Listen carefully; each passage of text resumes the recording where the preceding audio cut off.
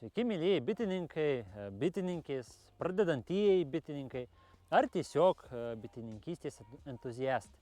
Čia kartu su jumis Lietuvos jaunųjų bitininkų asociacija Gintarinis Spiečius.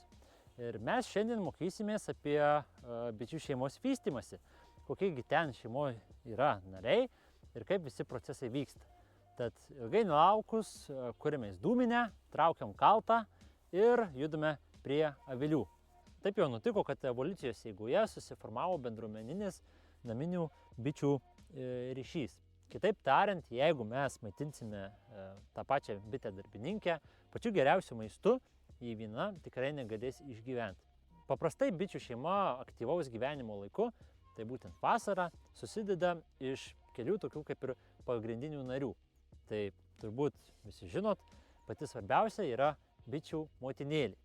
Pati bičių motinėlė sveria apie 200 mg, kur kas yra ilgesnė lyginant su bitėmis darbininkėmis, panašaus iš tikrųjų dydžio kaip tranai, kas dažniausiai būna maišoma tarp pradedančių bitininkų, bet iš kitos pusės ji yra kur kas laibesnė lyginant su tranais ir neturi tokios didelės galvos su didelėm akim.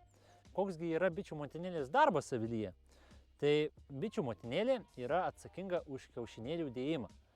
Vasaros metu, kada yra tikrai efektyvus medunešis, bičių motinėlė gali padėti iki 1700 kiaušinėlių per vieną parą. Tad, kitaip sakant, nuo bičių motinėlės priklauso visi avilyje vykstantys darbai. Taip pat avilyje yra ir ne visiškai išsivysčiusių bičių darbininkų. Taip pat moteriškos lyties, kurios yra atsakingos už, galima sakyti, beveik visus darbus. Tai jos ir valo avilį, ir maitina bičių lervutės, ir gina avilį nuo priešų, ir siuva korius, ir neša medų, ir neša žiedadulkes, ir renka patį pikį prasineša namo. Tai tų darbų yra pilna. Bitėms darbininkėms, ne veltui jų ir pavadinimas yra bitė darbininkė. Taip pat avilyje yra ir vyriškos lyties tranų.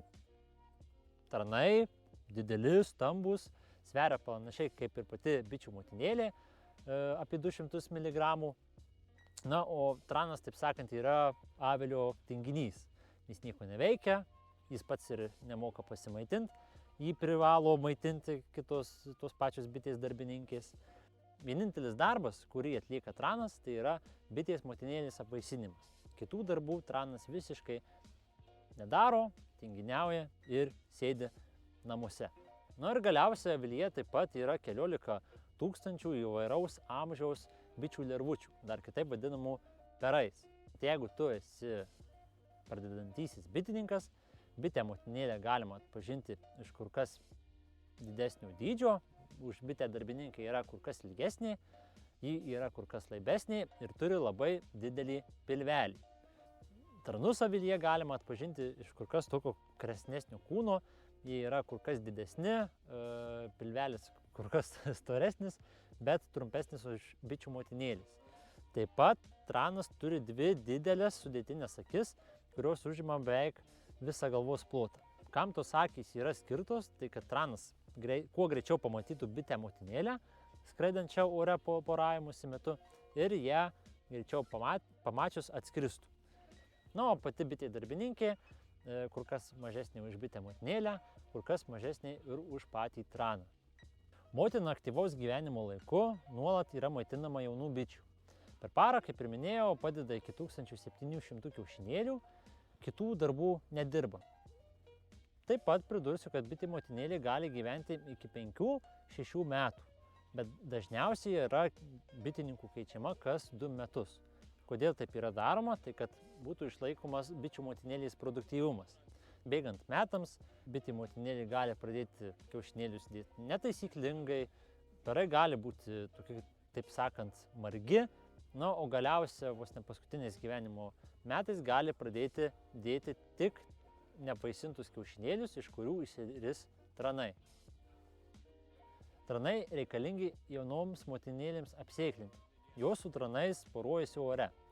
Bičių šeimoje gyvena per vasarą Na, o rudenį tranai yra bičių darbininkų išvejami iš pačio avilio. Bičių šeimoje žiemojantys tranai parodo, kad bičių šeima funkcionuoja nenormaliai. Gali būti arba sena motinėlė, arba senos motinėlės gali visiškai nebūti. Tuo tarpu, lyginant su bičių motinėlė, bitės darbininkės gyvena kur kas trumpiau. Jos gali išgyventi vasaros metu nuo 28 iki 45 parų. Kodėl taip nutinka? Tai paprasčiausia, kada bitė intensyviai dirba ir skraido į medingų augalų plotus, jos sparneliai paprasčiausiai sudyla ir užėjus ar tai lietui, ar tai stipresniam vėjui, bitė darbininkė gali būti numetama į pievą, gali sušalt, gali užpult koks nors priešas ir paprasčiausiai ta bitė darbininkė žuvo.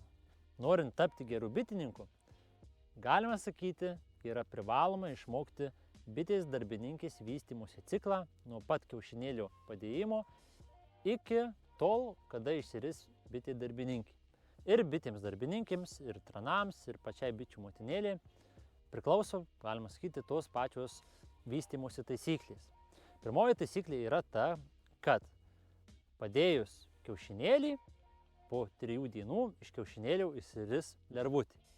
Ar tai išsiris tranas iš to kiaušinėlio, ar tai išsiris motinėlė, ar tai išsiris bitė darbininkė, visa tai priklauso nuo kiaušinėlio. Jeigu kiaušinėlis bus apvaisintas, iš jo išsiris bitė darbininkė arba motina. Jeigu kiaušinėlis nebus apvaisintas, iš kiaušinėlio išsiris tranas. Po 3 dienų, kada išsirita lervutė, lervutė 3 dienas minta bičių pieneliu. Šita taisyklė taip pat galioja visiems šeimos nariams, tiek bitė motinėlė, tiek bitė darbininkė. Po tų 3 dienų, kada ateina 6 diena, pasikeičia mitybos racionas. Tranų ir bičių darbininkų lervutėms pradedamas maityti toks kaip ir mišinys medaus su bičių duona. Tuo tarpu bičių motinėlės lervutėms, jeigu motinėlė yra auginama, toliau yra duodamas bičių pienelis iki 9 dienos. Taip pat šita taisyklė galioja kiekvienam nariui. Dar 3 dienas vyksta maitinimas.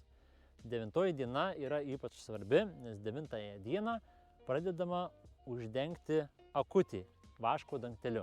Tai bičių darbininkė iš viso išsivysto per 21 dieną. Tranas užtrunka ilgiausia, nes jis yra masyviausias ir trunka 24 dienas.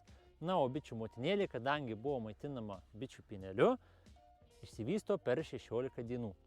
Paskutinę dieną bitės darbininkės prasigraužia pro šį vaško dangtelį, bičių motinėlė taip pat prasigraužia pro šį vaško dangtelį.